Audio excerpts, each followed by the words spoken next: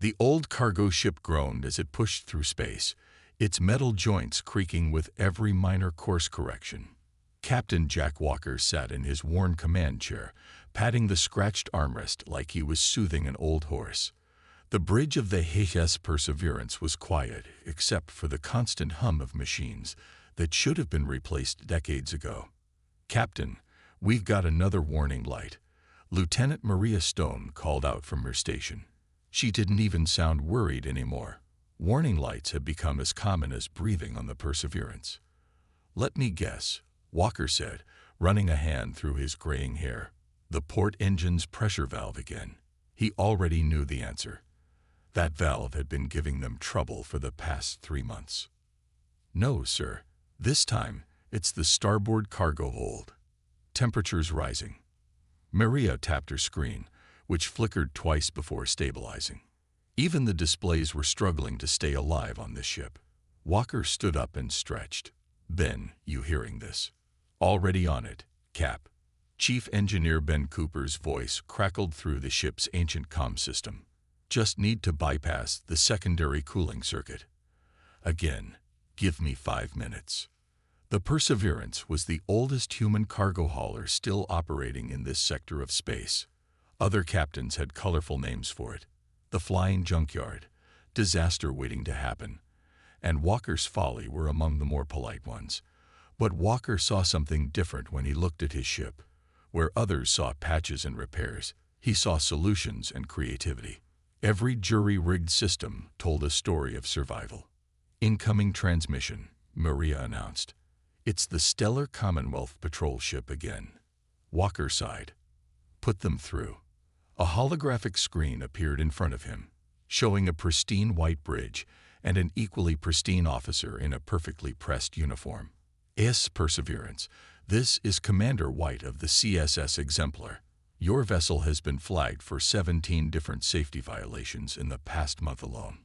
You are ordered to proceed to Station Delta 7 for immediate inspection and probable decommissioning." Walker put on his most charming smile. "Commander, we've been through this. My ship might not be pretty, but she's got all her papers in order.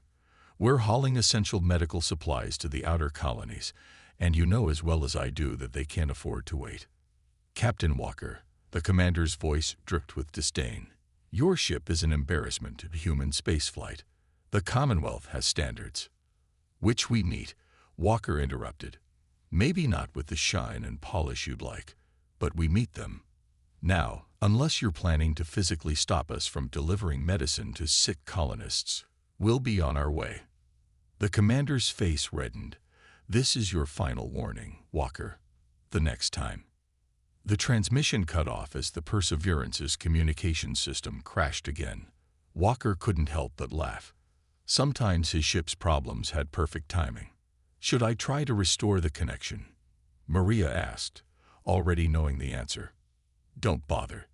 Let's save the power for something important." Walker settled back into his chair. "Ben, how's that cooling system coming along?" "Fixed it." Ben's voice came through clearer this time. "Used some parts from that old food synthesizer nobody liked anyway. Should hold for a while." "Good man." Walker checked their course on his personal tablet. The main navigation console had stopped working months ago. They were still on track for their delivery to New Hope Colony, even if they were moving at speeds that would make modern ships cry. The bridge crew fell into their comfortable routine, each of them monitoring their stations with the kind of attention that came from knowing their ship could fall apart at any moment. They'd been together for 5 years now, ever since Walker had bought the Perseverance with his life savings. Most people thought he was crazy to spend everything on a ship that belonged in a museum or a scrapyard, but he'd seen the potential. 3 hours later, Maria broke the peaceful silence. "Captain, you should see this." Her voice was different now, tense. Walker moved to her station, studying the news feed on her screen. The headlines made his blood run cold. "Stellar Commonwealth declares war on Earth and AL human colonies." "Get everyone to the mess hall," Walker ordered. "They need to hear this." 10 minutes later, the entire crew, all 12 of them, gathered around the mess hall's single table. The news played on multiple screens, showing Commonwealth warships moving into position around major human space stations. "They're saying we're too unpredictable," Maria read from her tablet. "That our expansion needs to be contained before we destabilize the entire galaxy. They're demanding immediate surrender of all human military forces and the placement of all colonies under Commonwealth control." "Like hell," Ben muttered, speaking for everyone. Walker studied his crew's faces. They were scared, angry, and uncertain. But they were also waiting for him to tell them what to do. He took a deep breath. "The Commonwealth thinks they know everything about us. They look at ships like ours and see nothing but junk. They see our ways of doing things as primitive and dangerous." He placed his hands on the table, leaning forward. "But that's where they're wrong. Every single one of you proves them wrong every day. We keep this ship flying with nothing but spare parts and determination. We deliver supplies to colonies that the fancy corporate ships won't touch.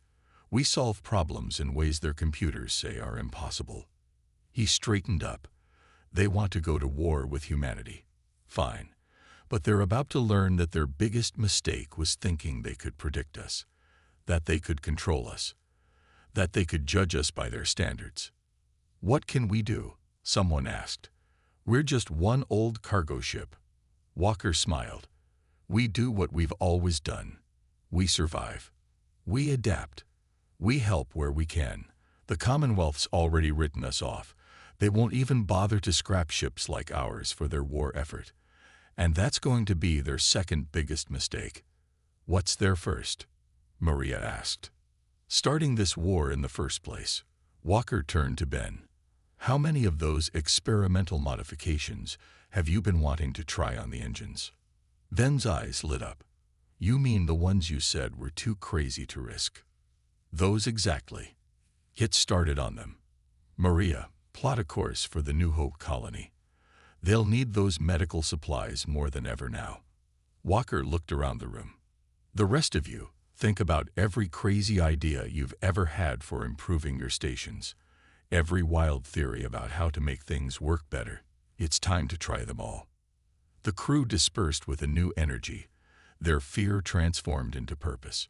Walker stayed in the mess hall, watching the news reports. The Commonwealth's warships were beautiful, perfect machines of war. Every system optimized, every response calculated, every movement coordinated with computer precision.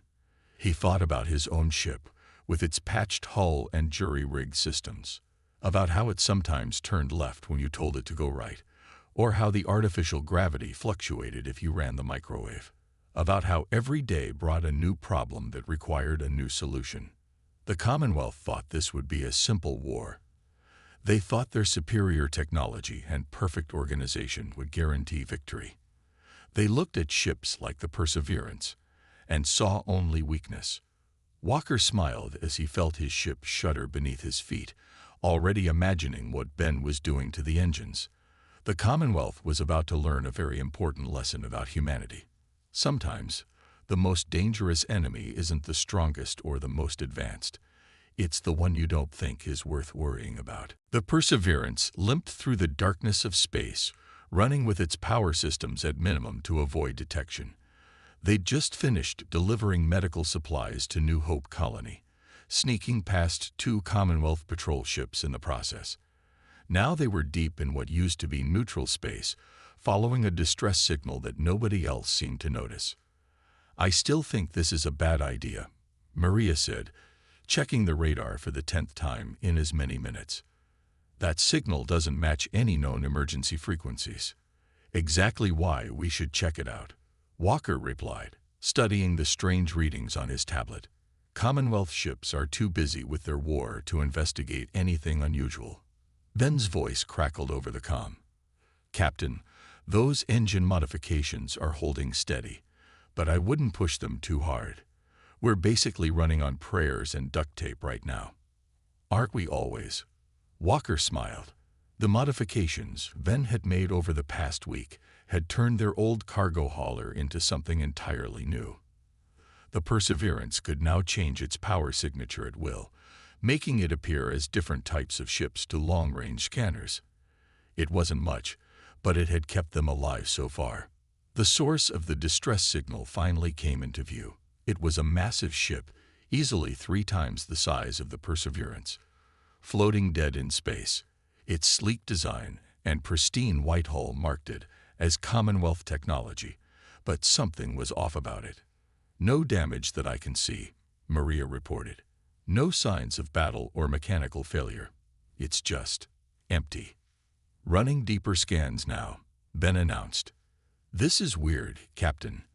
The ship's putting out almost no power, but I'm getting readings that suggest its core is still active. And these designs, this isn't a normal Commonwealth vessel. The hull markings identify it as the CSS Innovator. It's some kind of research ship." Walker leaned forward in his chair. "Any signs of life?"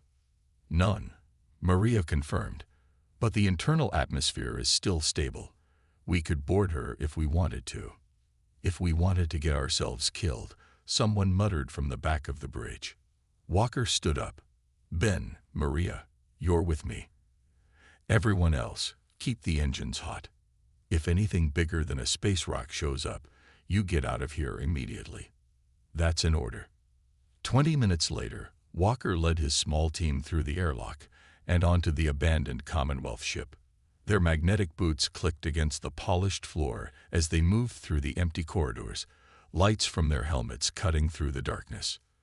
"This place gives me the creeps," Ben said, scanning every room they passed with his tools. "It's too clean, too perfect." "Not for long," Maria pointed out. "Look at the walls. There's some kind of corruption in the metal. Like it's changing somehow." Walker touched one of the walls. The surface felt wrong. Not quite solid, not quite liquid. "Ben, what are you getting from your scans?" "Something incredible," the engineer breathed. "This ship, they were experimenting with some kind of adaptive technology. Something that could change its molecular structure on command. But according to these readings, it got out of control, started changing in ways they didn't expect. They found the main research lab, and Walker felt his jaw drop. The room was filled with equipment he'd never seen before, but what caught his attention was the way everything seemed to flow together. Walls merged with computers, computers merged with tools, all of it connected in ways that defied normal engineering. They were trying to create the perfect adaptive system, Maria said, reading from a still active terminal. Something that could repair itself, evolve, become stronger. But they couldn't control it. The changes became random, unpredictable. They abandoned the project because it was too chaotic. Walker picked up what looked like a small cylinder from one of the workbenches. Unlike everything else in the room, it was separate, self-contained. "What's this?" Ben scanned it. "Some kind of control module. It's still active, but it's stable. They must have figured out how to contain small amounts of the technology." "Pack it up," Walker ordered. "Everything you can carry that isn't connected to the ship. Data cores, spare parts, anything that looks useful." "Captain," Maria's voice was worried, "you're not thinking of using their abandoned tech." "That's exactly what I'm thinking." Walker helped Ben carefully disconnect several pieces of equipment. "The Commonwealth threw this away because they couldn't control it. But we're not looking for control. We're looking for chaos." They worked quickly, salvaging what they could from the research lab. As they were finishing, Ben's scanner started beeping urgently. "Captain, the ship's power core is becoming unstable. The adaptive technology is spreading into critical systems. We need to leave. Now." They ran back through the corridors, which seemed to be subtly shifting around them. Twice they had to find new routes when they found passages had sealed themselves off. They made it back to the Perseverance just as the research ship's hull began to visibly ripple. "Get us out of here," Walker ordered as soon as they were through the airlock. The Perseverance's engines roared to life, pushing them away from the doomed vessel. Through the viewport, they watched as the CSS Innovator slowly collapsed in on itself, its perfect form dissolving into a chaotic mass before exploding in a burst of energy that their sensors couldn't even categorize. Hours later, after they'd put enough distance between themselves and the debris field, Walker stood in engineering with Ben, staring at their salvaged treasures. "I can integrate some of this with our systems," Ben said, excited despite his exhaustion. "The control module especially. It won't be pretty, but when has anything on this ship ever been pretty?" Walker grinned. "Do it. Start small. Keep it contained. We'll let it adapt to us instead of trying to force it to work the way the Commonwealth wanted. You do realize this is completely insane, right?" Maria had joined them, arms crossed but eyes curious. "We're talking about using experimental technology that a highly advanced civilization gave up on because it was too dangerous." "Exactly," Walker nodded. "They gave up on it because they couldn't make it perfect. But we've never needed perfect. We just need it to work." Over the next few days, Ben carefully integrated pieces of the salvage technology into the Perseverance's systems. The changes were subtle at first.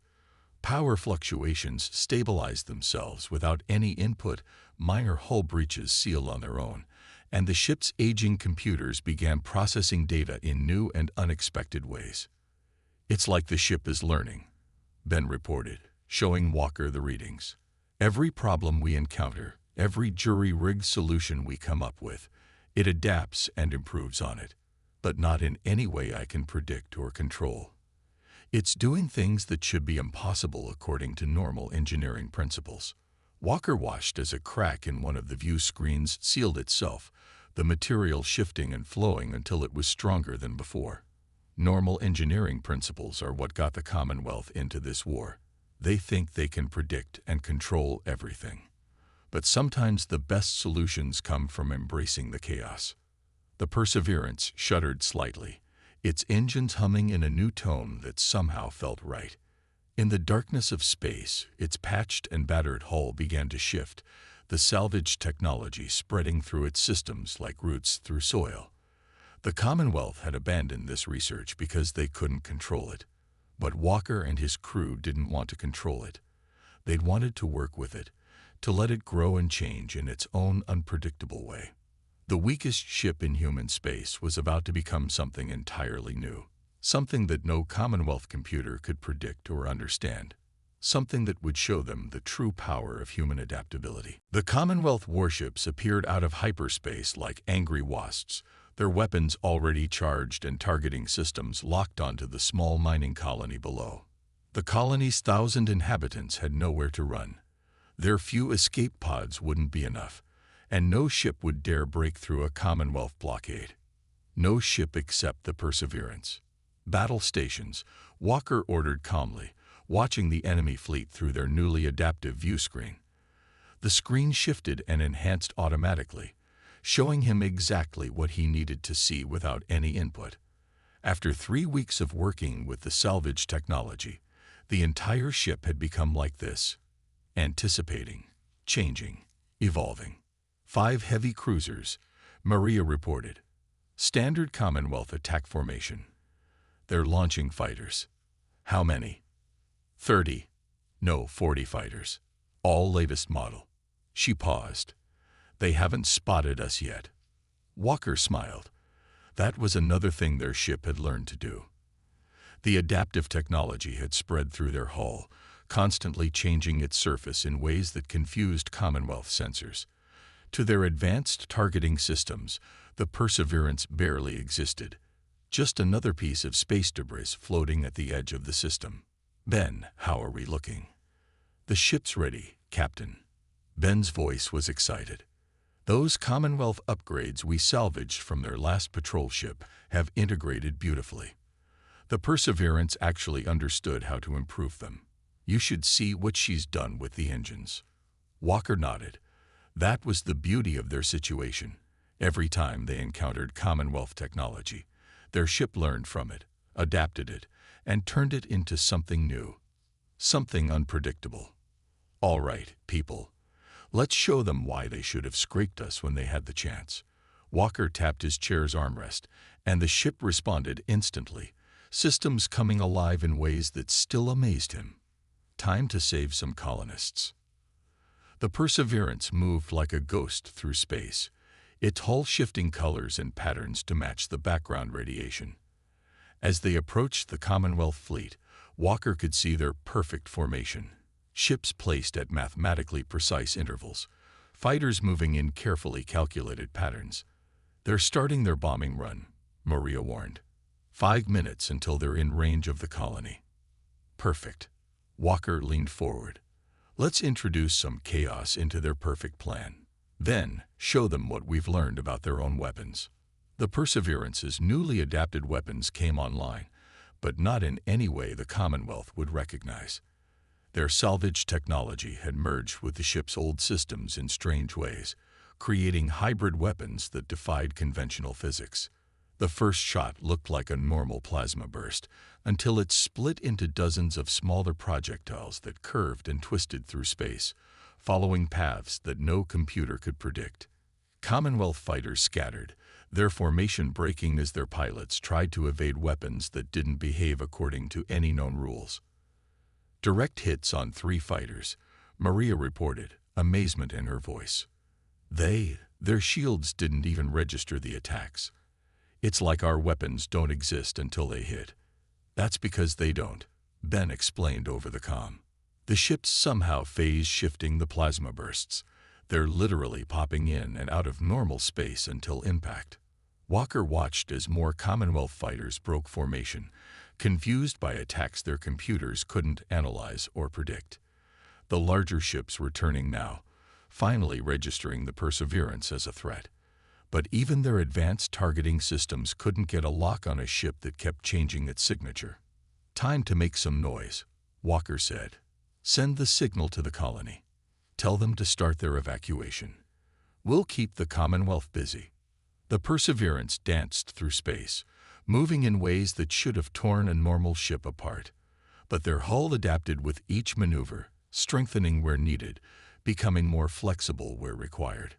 Commonwealth weapons fire passed through empty space as their targeting computers tried and failed to predict where the ship would be. "Colony reports first wave of evacuees is away," Maria called out. "Emergency pods are launching now.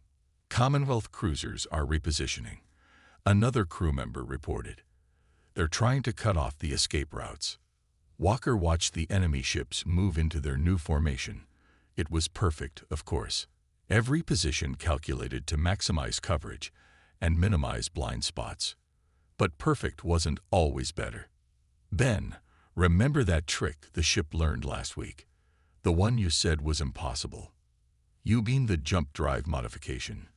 "Captain, we haven't tested that yet. The ship came up with it on its own, and I have no idea how it works." "Sounds perfect." Walker grinned. "Do it." The Perseverance's engines howled as new energy coursed through them. The ship shuddered, and for a moment Walker thought they'd made a mistake. Then reality seemed to blur around them. They jumped, but not like a normal ship. Instead of moving through hyperspace in a straight line, they seemed to fold through multiple points in space simultaneously. The Perseverance appeared and disappeared at dozens of locations around the Commonwealth fleet, each appearance lasting just long enough to fire its impossible weapons before vanishing again. The perfect formation of Commonwealth ships dissolved into chaos. Their computers, programmed to respond to normal tactical situations, couldn't handle a threat that ignored the laws of physics. Shots meant for the Perseverance hit other Commonwealth ships instead. Fighters crashed into each other trying to dodge attacks that came from everywhere and nowhere. "Colony reports 60% evacuated," Maria said. "But the Commonwealth is launching a second wave of fighters." "Good." Walker watched as their ship's systems adapted again, learning from the battle in real time. "Let them come. The more ships they send, the more the Perseverance learns." The next 10 minutes were pure chaos. The Perseverance moved like a ghost through the battlefield, its weapons becoming stranger and more effective with each shot. Commonwealth fighters found their own systems turning against them as the adaptive technology reached out through their targeting scans, infecting their computers with its unpredictable nature. "Colony evacuation complete," Maria finally reported. All civilians are away. Walker nodded. Time to leave our mark. Ben, remember those Commonwealth missiles we salvaged? The ones the ship rebuilt? Yeah. But Captain, I still don't know exactly what they'll do. Let's find out. Target their command ship. The missiles launched, looking like standard Commonwealth weapons at first. The enemy ships ignored them, their defense systems recognizing friendly signatures. Then the missiles changed, their forms shifting and splitting like liquid metal. By the time the Commonwealth realized the threat, it was too late. The explosion wasn't like anything Walker had ever seen. It rippled through space in impossible patterns, bypassing shields and armor as if they didn't exist. When it was over, the Commonwealth command ship was still intact. But its perfect systems were corrupted, infected with the same chaos that powered the Perseverance. All ships, break off and retreat.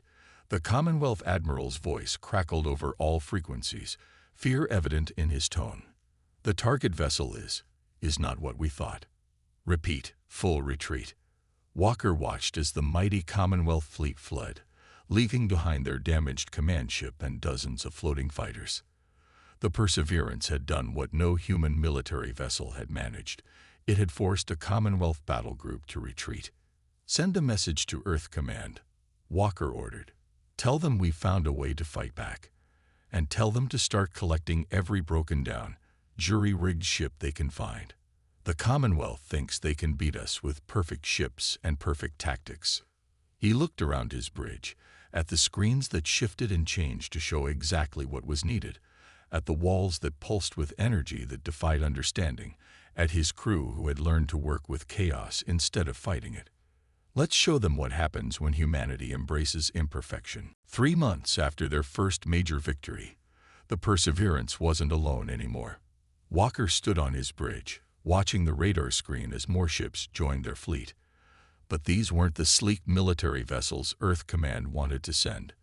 They were cargo haulers, mining ships, and ancient colony transports. Ships that, like the Perseverance, had been considered too old or too broken to be useful. 47 ships now, Maria reported, pride in her voice. All of them successfully integrated with versions of our adaptive technology. The screen in front of Walker shifted, showing him close-up views of their fleet. Each ship was different, the adaptive technology affecting them in unique ways. Some had developed living metal hulls that rippled like water. Others had grown organic-looking structures that housed weapons unlike anything the Commonwealth had ever seen. No two ships were alike, and that was their greatest strength. Message from the Rising Star, a comm officer called out. The Rising Star had been a luxury passenger liner before the war. Now its elegant form housed systems that could turn Commonwealth targeting signals back on their own ships. They've spotted a major Commonwealth fleet heading for the Alpha Centauri colonies. At least 100 ships. They're getting desperate, Ben said, looking up from his engineering station.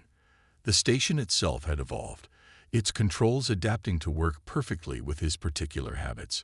Ever since we shared our technology with other ships, they haven't won a single major battle. Walker nodded. The Commonwealth's perfect tactics were falling apart in the face of ships that ignored the laws of physics. Their standardized fleets couldn't handle enemies that changed their very nature mid-battle. But Walker knew they wouldn't give up easily.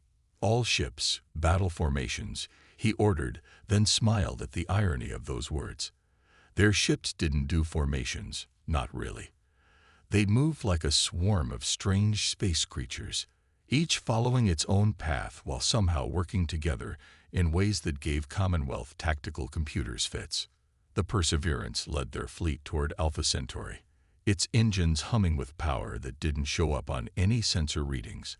The ship had grown stronger over the past months, learning from every encounter. Its hull now looked like flowing metal in some places and pure energy in others.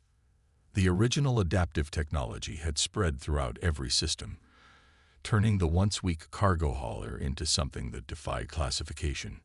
They found the Commonwealth fleet exactly where intelligence said it would be, moving in perfect formation toward the colonies. But something was different this time. Captain, Maria's voice was tense. "I'm reading new energy signatures from their ships. They've modified their technology." Walker leaned forward, studying the enemy fleet. The Commonwealth ships still moved with mechanical precision, but their hulls had a new look to them. Harder, more angular, with strange devices mounted on their weapons. "They're trying to copy us," Ben said, reading data from his evolved console. "They've analyzed our technology and tried to recreate it, but they're doing it wrong. They're trying to control it, to make it fit their rules." "That's their mistake," Walker smiled. "They still don't understand. The chaos isn't a weapon to be controlled. It's a partner to work with." He opened a channel to their fleet. "All ships, the Commonwealth wants to play our game. Let's show them how it's really done." The battle that followed was like nothing in human or Commonwealth history. The Commonwealth ships fired weapons that twisted through space like the Perseverance's, but their attacks were rigid, programmed, predictable. The human fleet responded with pure chaos, each ship using the adaptive technology in its own unique way. A former mining vessel turned itself into pure energy for 3 seconds, passing through a Commonwealth battleship and leaving the larger vessel's systems corrupted with impossible data. An old planetary shuttle had somehow merged with a small asteroid, using it as both armor and weapon. The rising star danced through enemy fire, its hull splitting into multiple ghost images that all somehow fired real weapons. And the Perseverance led them all, showing what months of true cooperation with the adaptive technology could achieve. Its weapons didn't just bend space. They ignored it completely. Shots fired from its guns existed in multiple places at once, or traveled backward in time to hit ships where they had been moments before. "Commonwealth fleet is breaking formation," Maria reported. "Their new systems are failing. The adaptive technology is rejecting their attempts to control it." Walker watched as the enemy fleet's perfect coordination fell apart. Their copied technology was turning against them, creating chaos they couldn't handle. Ships crashed into each other as their navigation systems tried to plot courses through space that no longer followed normal rules. "Their flagship is changing course," someone called out. "They're trying to retreat." "Not this time," Walker said quietly. The Perseverance had learned something new, something it had been waiting to try.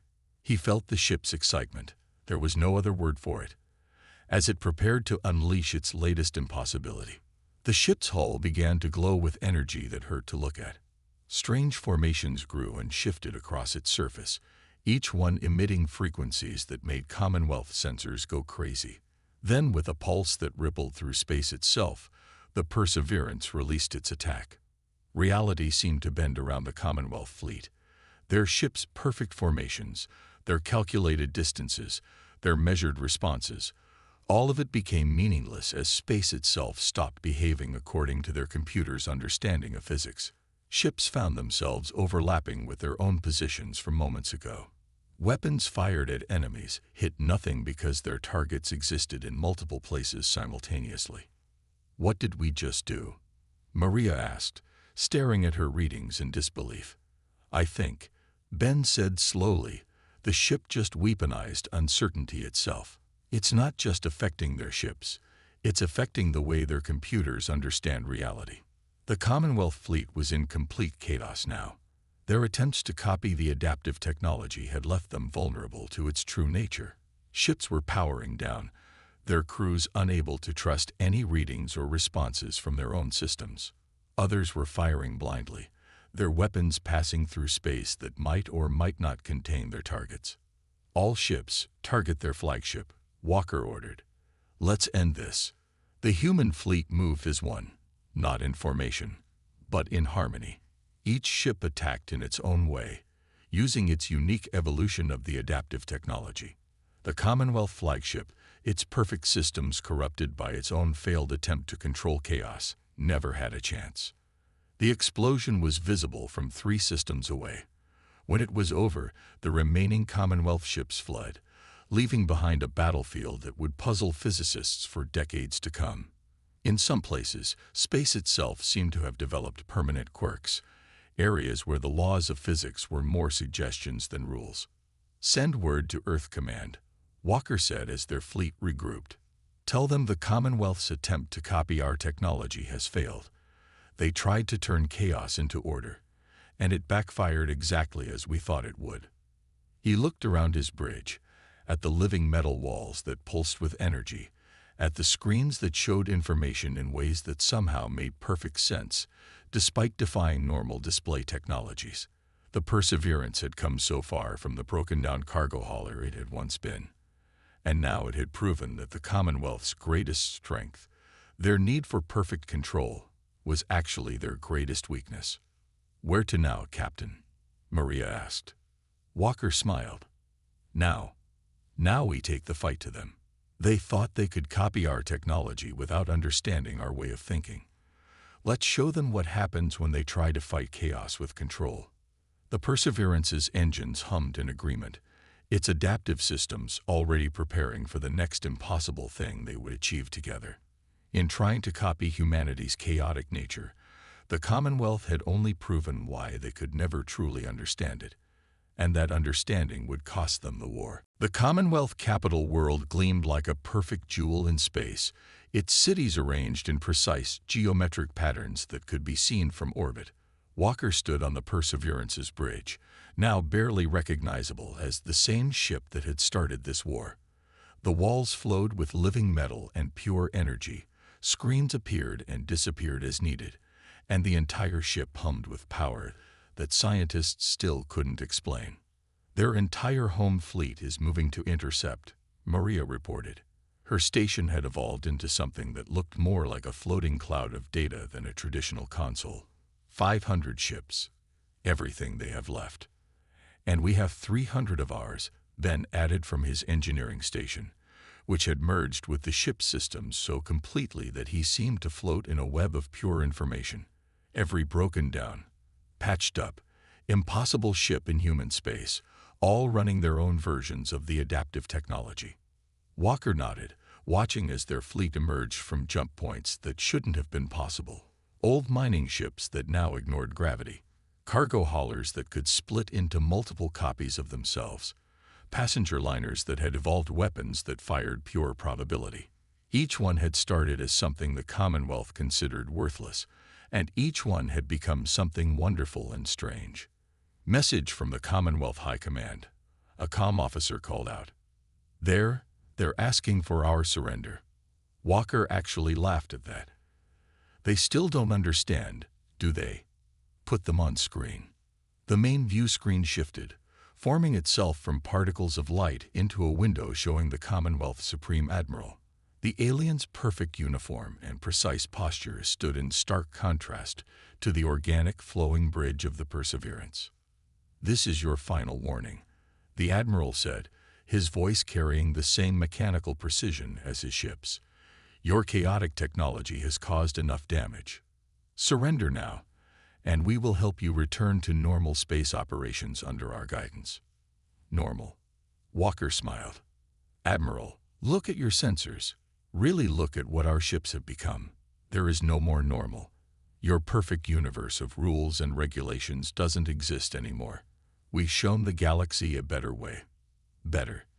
The Admiral's voice rose slightly, the most emotion Walker had ever heard from a Commonwealth officer. "You've infected space itself with your chaos. There are regions where our ships can't go because physics simply doesn't work properly anymore. This has to stop."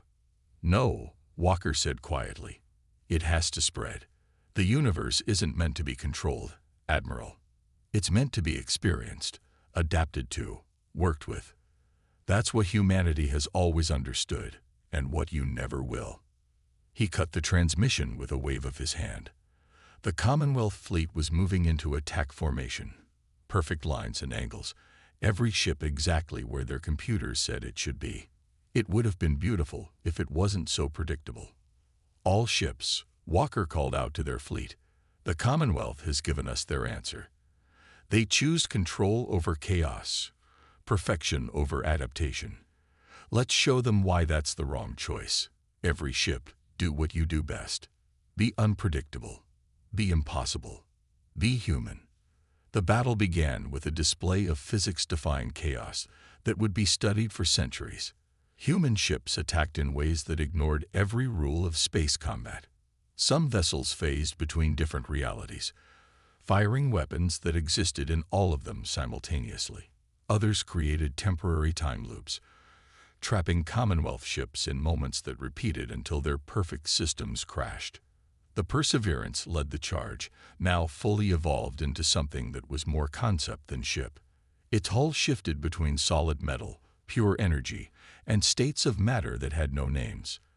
Its weapons fired shots that hit their targets before they were fired, or created temporary dimensions where Commonwealth ships found themselves fighting their own reflections.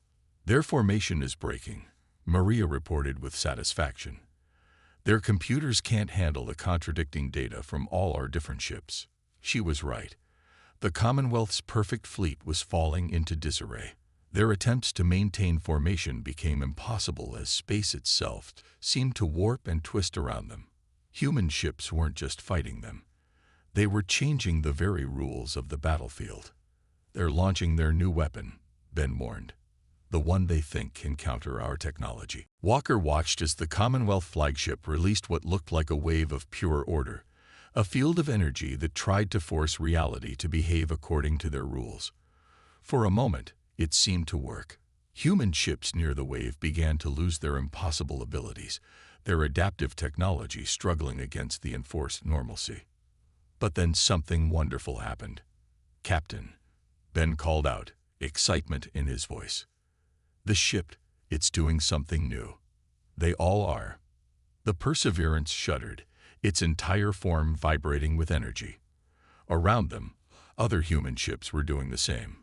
The adaptive technology that powered them wasn't fighting against the Commonwealth's wave of order. It was absorbing it, learning from it, changing it. Of course, Walker breathed. That's what they never understood. Chaos doesn't fight order. It embraces it, adapts it, transforms it into something new. The wave of order hit their fleet fully, but instead of forcing their ships back to normal, it became part of their chaos. Human vessels began using the Commonwealth's own order as a weapon, creating areas where physics worked so perfectly that their enemies' ships couldn't function. Perfect order, it turned out, was just as impossible as perfect chaos. "Commonwealth fleet is in full retreat," Maria announced. Their flagship is evolving." The Commonwealth's massive flagship was changing, its perfect form twisting as the adaptive technology finally broke through their controls. The ship seemed to be trying to adapt in 1,000 different ways at once, its crew unable to stop the transformation they had fought so hard against. "Open a channel to all Commonwealth ships," Walker ordered. When the channel was ready, he spoke clearly. "This is Captain Walker of the HSS Perseverance. Your flagship is experiencing what happens when you try to control something that's meant to be free. Order and chaos aren't enemies. They're two parts of the same whole. Surrender now, and we'll help you understand that." The Commonwealth fleet hung in space, watching as their flagship continued to change. Finally, the Supreme Admiral's voice came through, sounding tired, and for the first time, uncertain. Perhaps we were wrong. We thought humanity's chaos would destroy the galaxy. Instead, you've shown us a new way to exist within it. We surrender." The war ended not with a final battle, but with a transformation. The Commonwealth learned to accept that their perfect order wasn't the only way. Human ships, led by the Perseverance, began teaching them how to work with the adaptive technology instead of trying to control it. Walker stood on his bridge one last time, preparing to meet with the Commonwealth leadership. His ship had changed so much from the broken-down cargo hauler it had once been, but in many ways, it was still the same. It still solved problems in unexpected ways. It still survived against impossible odds. It was still perfectly imperfect. "You know," he said to his crew, "they called us the weakest ship in the galaxy once. Said we weren't worth scrapping. Shows what they know." Ben grinned, his station rippling with agreeing lights. "No," Walker smiled. "They were right. We were weak. But they never understood that being weak, being broken, being imperfect. That's what made us strong. Because when you're not perfect, you learn to adapt. And adaptation is the greatest strength of all. The Perseverance hummed around them, its systems pulsing with energy that defied understanding but felt somehow right. It had started as the galaxy's weakest ship and become its greatest nightmare, not through strength or power, but through the very imperfection the Commonwealth had despised. And in doing so, it had taught the galaxy that sometimes the greatest victories come not from being the strongest, but from being strong enough to embrace your weaknesses and turn them into something wonderful and new.